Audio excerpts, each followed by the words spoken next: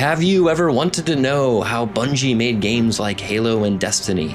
My name is Niall Sankey, and I've been a game developer for over 25 years, 9 of those years at Bungie working on Halo and Destiny. In this video, I'm going to take you on a deep dive into the mission design for Halo 3. I also chat with some of the guys I worked with at Bungie to give you a rare look into the processes, tools, and methods we use to build these games. As always, thank you for watching. Now let's begin.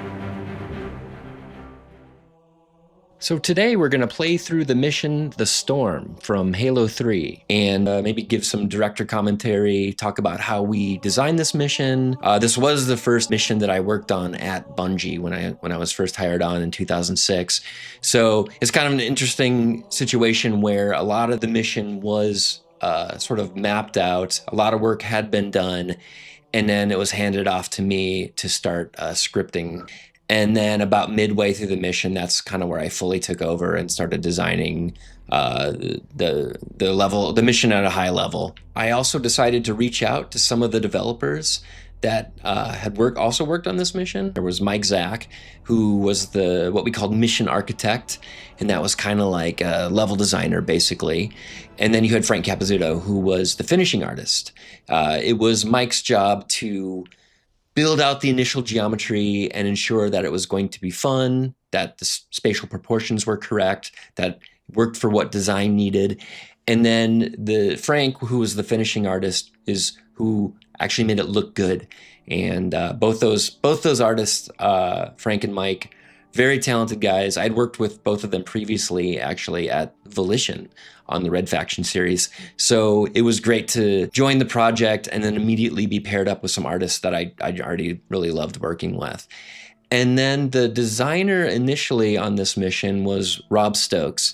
He was the lead mission designer, or one of the lead mission designers on Halo 3. The leadership structure of the design team during Halo 3 was kind of unique. Let's just say it was a bit fragmented, and there was no one lead designer.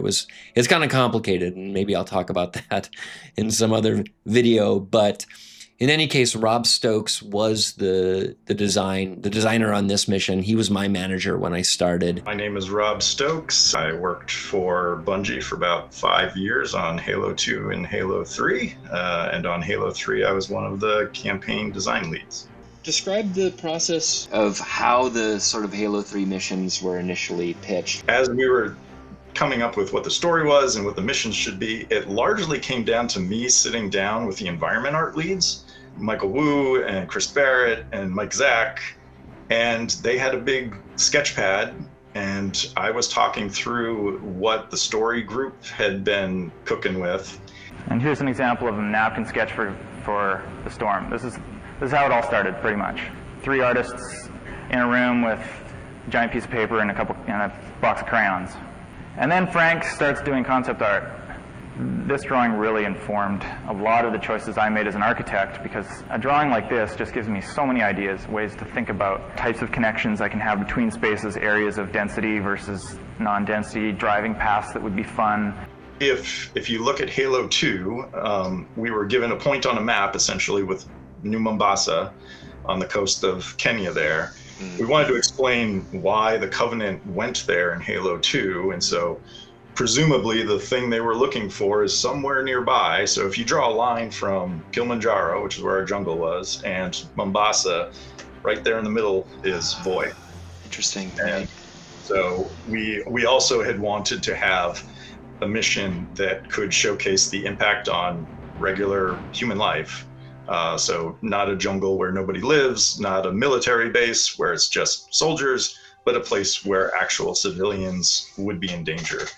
Right, so as we start this mission, I guess I'll give a quick overview of sort of what the sort of theme and design concepts are. This mission is quite unique. The player was intended to escort the Warthog through these interior spaces, and this is sort of a new and novel idea, certainly at the time.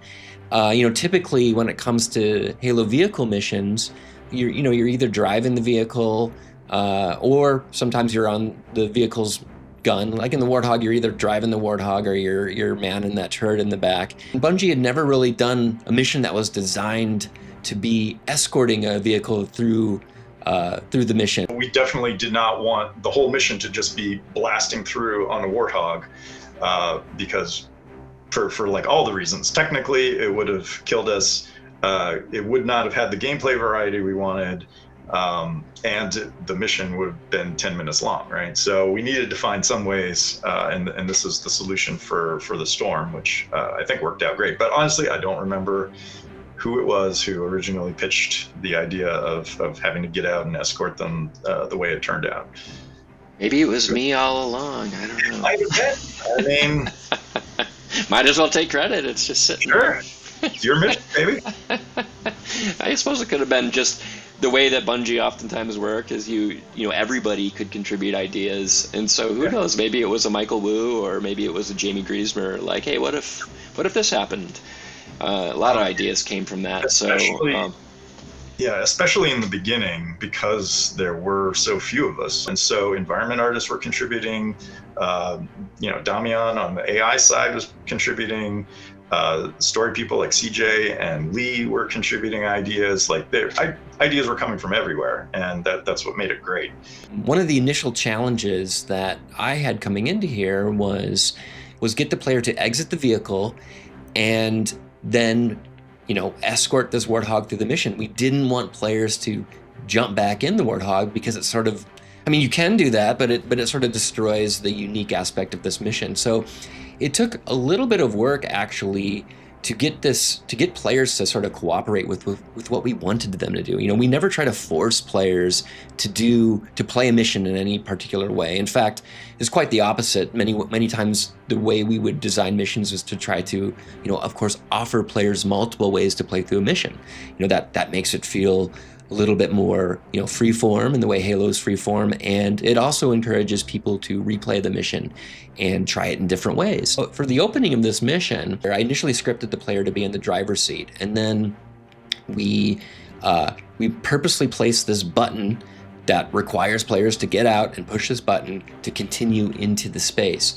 Okay, but when we put the players into the driver's seat or gunner seat, they were sort of conditioned to believe that they were supposed to be in that role throughout the mission. So what would happen is they would jump out of the driver's seat, push the button, and then jump back in, because they're sort of subconsciously conditioned to believe that's where they're supposed to be. So it sort of seems obvious in retrospect, but the way we solved that was to obviously put them into the passenger seat. And typically people are not going to run back and jump back into the passenger seat. And so what happens is players push this button, the door opens, players are drawn to the opening door to continue to see what's behind them, and then they are pulled into the space. Real quick note about this button. I'm very proud of this button. I actually designed this button.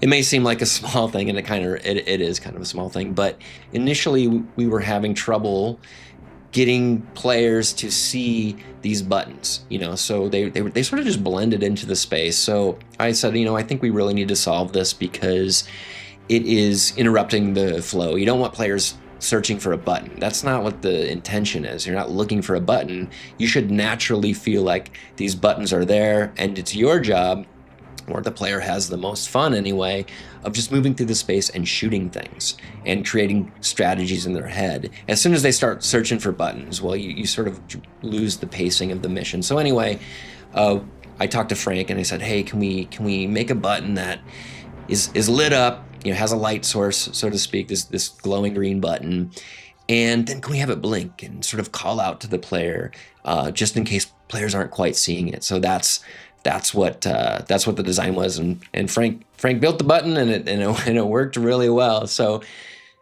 push the button and move into the space, and typically what you want to do in these missions is always give players a goal. You're always looking in spatial design, certainly for action games, you want to give players a goal. They're at point A and they want to get to point B, and you want to really give them a rough idea of where point B is so they can identify where they need to go, and then start to mentally map the space and map a strategy. If you set up players with, here's where I am, here's where I need to go, you're sort of halfway there to designing a great space. So as you can see, moving in here, what do we see immediately? The button, the button, my favorite button. So I don't know if players always see this, but specifically placed here so players know, okay, that, and the enemies obviously do this as well, that's where I need to go. So I'm at point A, there's my point B, how do I get there? And then we offer them multiple paths through the mission. You get your designer to play it, and he comes in and he says, you know what, like I come in this door and I can't see the other door. My FOV is too narrow. Maybe we need to reorient that door. Not that we want to be forcing the player through the door, but we want to suggest a type of tactic, or we want to suggest avenues. When you come into a space, you want to have some sense that you're in control, that you can form a strategy on the move, that you see what type of cover exists, you know what weapons you've picked up, etc.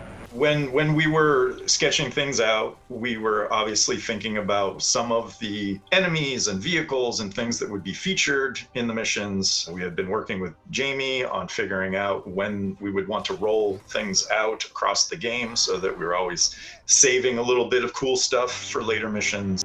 So yeah, let's move forward here. And if you're able to successfully sneak in, you have this cool little hologram.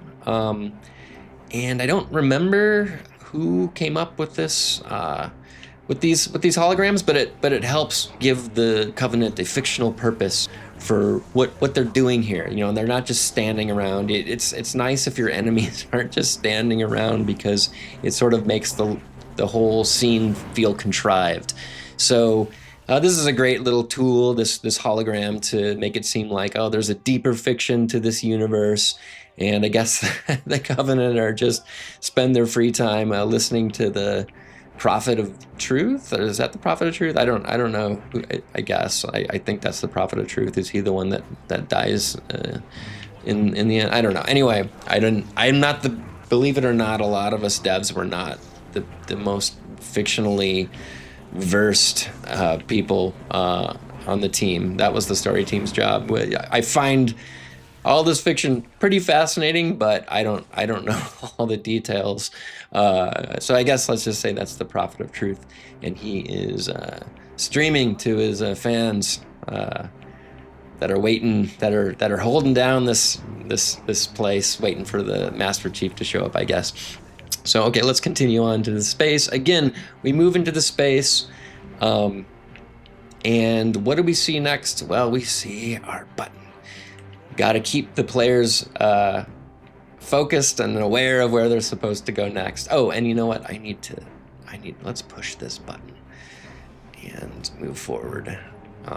So yeah, the design is very intentionally. The mission is very intentionally designed to be a sort of layered encounter with pushing these buttons, but it's also opening these doors forward. These doors actually serve multiple purposes. One of them is obviously it's a great sort of gameplay hook that you create these staged encounters where you're sort of giving the players these sub-objectives to hit the button, and it moves the Warthog forward, which is just great. You know, it's just a fun experience to be alongside this Warthog. But the other thing, believe it or not, that it does is it allows time for the next areas to stream and to load. Basically, the level is streamed, and it just means pieces are loaded and unloaded as you move through, which is pretty common these days for how games are built. But anyway, you kind of want to slow players down and allow time for the streaming to happen. But the nice thing about these buttons is I think these work great regardless of the streaming. It's sort of these nice stage encounters. It gives some good ebb and flows to the pacing. You know, you move forward, you engage some hostiles, get to watch the Warthog shoot up the bad guys, and then you get a little downtime as you prepare for the next encounter. And another thing that's obviously happening here is the encounter is ramping up in intensity. You start here, totally quiet, and here a little bit more, a few more enemies. It's sort of your introductory combat sequence, but you have the Warthog, so you can't make it too easy. And then once players get used to this concept of pressing these buttons and opening these doors to move the Warthog forward, then you can really give them a payoff, and that is what this bigger door is. It's visually, it's a bigger door, and behind it is a bigger encounter, and you are rewarded where the Warthog moves forward, and you get this great firefight between a pretty sizable encounter here pretty difficult encounter, but because the Warthog is with you, it's quite easy. And in fact, it serves this purpose to really get players to appreciate sort of up close and in a slightly slower pace the power of the Warthog. And in the end, your reward here, you get some new vehicles. You got these ghosts. Then we got the button, my favorite button, and we're going to push that button in and we're going to move forward into the next space here. All right, so we're going to move into what we referred to as the lake beds during development. And this is Lake Bed A. And actually, this was the first area that I started working on when I started scripting the mission. Like I said before, a lot of this was already built. It was already in a mass out, partially an architecting phase. That is to say that we had multiple phases of development when we were building missions at Bungie. The phases were labeled mass out, which is a very rough geometry for the mission. Then we had architecting, which is where we further develop the geometry to make sure that it's actually fun. We start adding encounters, making sure the encounters are fun. And then the last phase was referred to as the finishing phase. So this mission was in somewhere between, I think, mass out and architecting, if I remember correctly. We refer to mass out as like basically defining the size of the spaces, the number of spaces, the connections between them, and the visibility plan, and the big sort of visual elements and setting. And once we start feeling confident about the forms and the architectural language that we're developing and the way that the gameplay is unfolding, we're getting test scripting in, other people are playing it, giving feedback. We feel like we've got a pretty good layout and a sense of what types of encounters and the variety and the pacing. And then Frank starts doing color studies, and we start thinking about the mood and the palette. Different artists have different skill sets. Frank's concepting skills blow me out of the water, so that's why we were a good pairing for this particular mission. He could be working on the 2D concept, and I could be working the architecting, and then as we sort of catch up to each other and design catches up, then we can both start working on the finishing details of the mission together. So at this point of the mission, we start to open things up a little bit, give the players a little more option. Obviously, this is the first proper vehicle encounter or vehicle space. And so, yeah, the player can take the Warthog, they can take those two ghosts that they just found at the end of the last encounter, or they can actually go on foot. And so it was my job as the designer to ensure that each one of those options presented compelling gameplay that was fun, no matter what method players chose to approach the encounter. Believe it or not, the vehicle encounters were in many ways, a lot easier to script and build than the infantry encounters. The sandbox, the AI, and the general vehicle sandbox, kind of naturally handled a lot of the fun that you would experience. So much of the fun is driving the vehicle over ramps or getting shot and knocked out of your vehicle. A lot of the great Halo physics, that sort of was a huge driver for what made the encounter fun. And we tended to, or at least I tended to, not try to overly challenge players when it came to vehicles. This was more of a opportunity for players just to have fun. And we sort of challenge players with some infantry, on foot encounters. But then, when you come into these spaces, it's more or less kind of a reward for players to just enjoy the crazy Halo sandbox. Now, there were some situations that we had to put a little extra work into the vehicle encounters or the vehicle scripting. We had what we called command scripts, and these command scripts could be used on any AI really, but it could also be used on a vehicle driver. And so what these command scripts were very specific instructions to the AI. So for example, when we had a vehicle driving through a very constrained or narrow space, we would use command scripts and basically tell the driver, go to point A and then wait for further instructions. And then based on the condition of the encounter, in this case, whether the next door was open, then the driver would be told, okay, go to the next point, go to point B, and then wait for further instructions. If we had allowed the AI drivers to use their normal sandbox behavior in these tight interiors, you would get a lot of, let's say, wonky behavior, and the AI would oftentimes look kind of stupid. They'd try to do little donuts, or they'd ram into the wall. They'd look like Austin Powers trying to move back and forth to fit through a space. And it wasn't that the AI was dumb or didn't work. It's because the AI was designed to work in more open spaces. The vehicles were first and foremost intended to be used in larger terrain areas, and that's what they were designed for.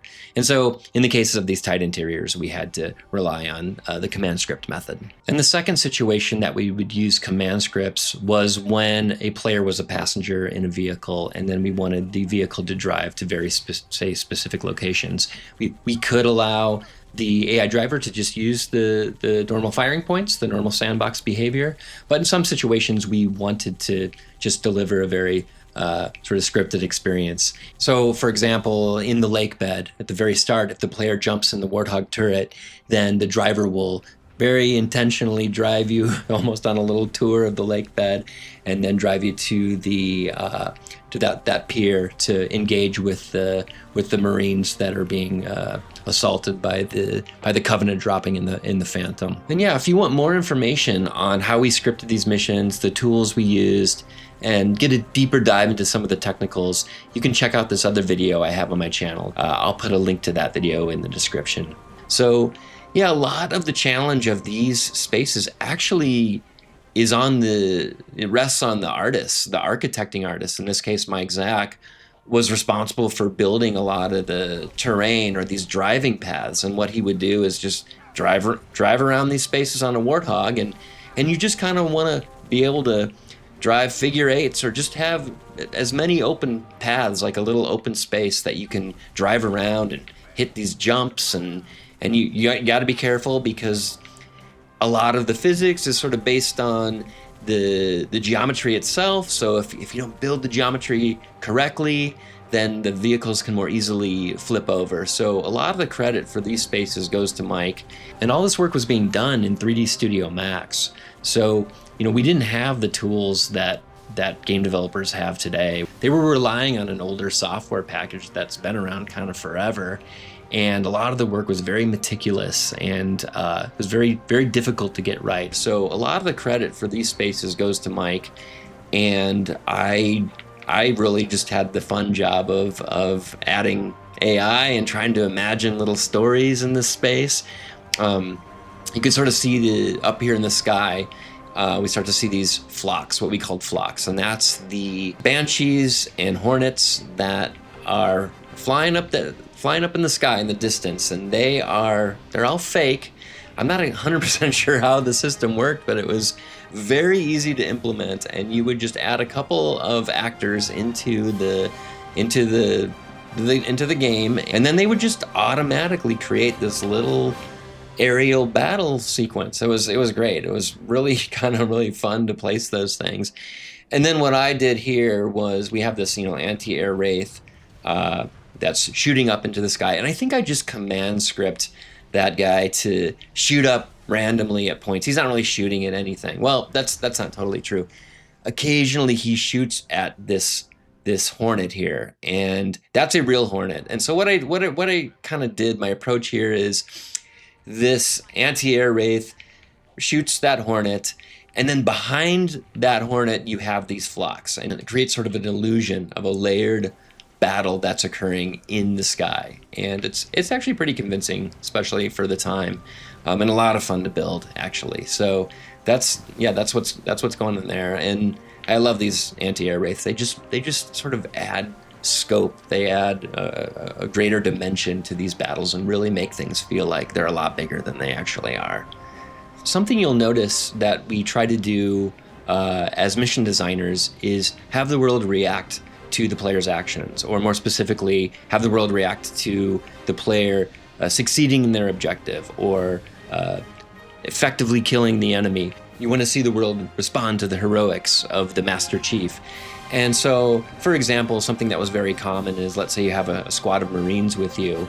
So when the player kills an enemy squad, you'll oftentimes see the Marines push forward. And so your final objective in this mission is the Covenant anti-air gun. And we wanted to support that theme with some sub-objectives that are supporting the same thing. So you have these anti-air wraiths. And when the player succeeds in these objectives, we of course want the world to respond to that, to react. And so instead of having a squad of Marines that we would normally have moving forward, in this case, I have this Hornet that's scripted to move into the space after you destroy the anti-air wraith. This is the world reacting to the player. And so then that Hornet flies in closer and is able to give the player some support.